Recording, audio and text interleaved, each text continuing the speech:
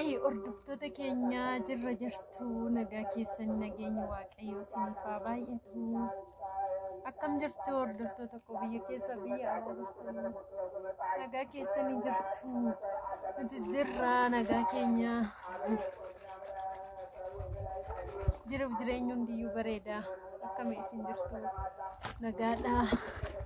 Nuti jirra galanni gooftaatti haa tolu. Akkam isiniin rakkoo argitanii jidduu kana badeetan jira jechuudha. Wanti badeef immoo nagaadhuma yaadumadha kanan badee jechuudha.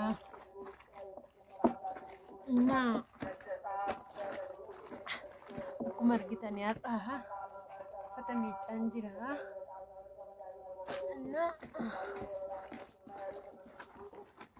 Kun eenyudha kan argitan kun?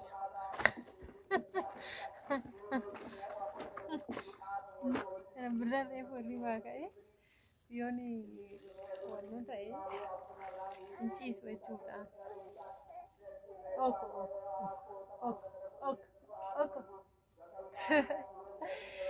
ini napan sedang mujane rona negara kesan tinanya sawo imbo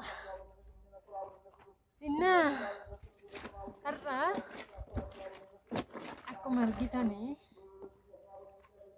hordoftoota koo carqii miiccaan jira jechuudha. Oh! Zimmi jedhi! Oy!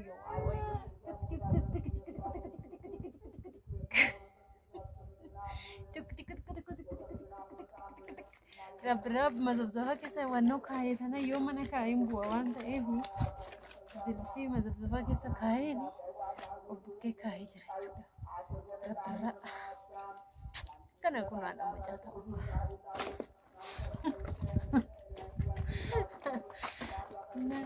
akkana isiniin jedhaan hordoftoota koo akkanatti kun haadha macaa taanee biyya arabaadha galneetu akka uffata miiccinaa takka macaa sossobna takka waxii wannaa takka biddeen tolchina.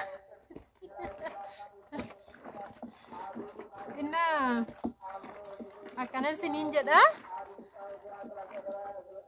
akkuma argitanii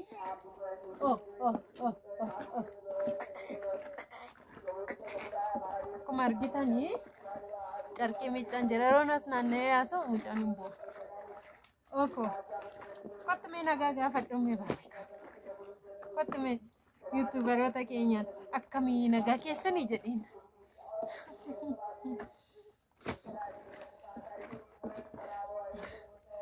Inna hordoftoota keenya haala kana keessa jirra jechuudha. Carqii taa'ee tanan miiccaa jira. Taa'ee miiccuun natti hin tolu guddaa dubbachaa jiru. Amma ijoollees nan dhabe jechuudha. Ijoollee xiqqoon dhabee biyyarraa barbaadanii silaa ijoolleen yeroo wanta hojjettanii bira isin teessee isin taphachiifte uffata ba'aa miiccita wanta hojjetattanii garuu ijoolleen hin jirtu. Barbaadeen dhabe jechuudha. Amma namni ijoollee namatti kennu jiru dhugaa dubbachuudhaaf. Innaa hordoftoota keenya namoota kana badee tanan jira jechuudha. Rabboo kunoo mazabzafa keessan kaa'u kun akkuma argitan mazabzafa keessan kaa'ee jira jechuudha. Rabbirraayi ooyye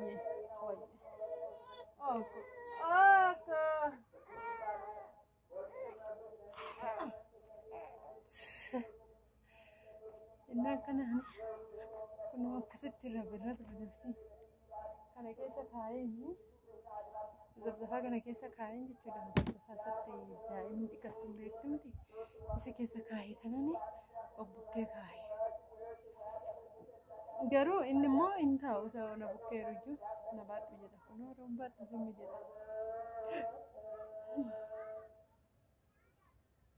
Isa mucayyoon dura carqii naa miiccitu tokko jirtiyyuu baay'ee saamunaa fixxii jechuudha.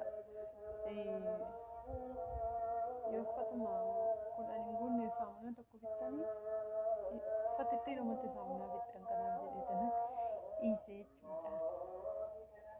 Innaa footoo yaala miicataa jira jechuudha amma. Of kiyyaa kun yeroo rabbinaan ciises yeroo tokko lammiinis hin miicamne jiru. Innaa haala kanaan akkanatti gizeedhuma uffata rabbiraa laqallata uffata keenyas ittuma rofa isaatti laqallata jechuudha. Innaa kanas hin jedha haala kana keessa jirraa jechuudha. Shurrubbaan kiyyaan bareedu asii gadee garuu rifeensi kun tokkittiin narra hin jiru dhugaa dubbachuudhaafi injara birraan seequ narraa dhumate. Wayya. Innaa kanas hin jedhaani like share godhaa. Hordoftoota keenya isiniin jennaa. Bye bye. Nagaadhuma jirraa hin banne jirraa. Isiniin jechuudha maafan dhufeen isiniin jedhaan ishee waan hafu mucaan xiqqoo na wanno ta'uu malee bada. Miidhaadha.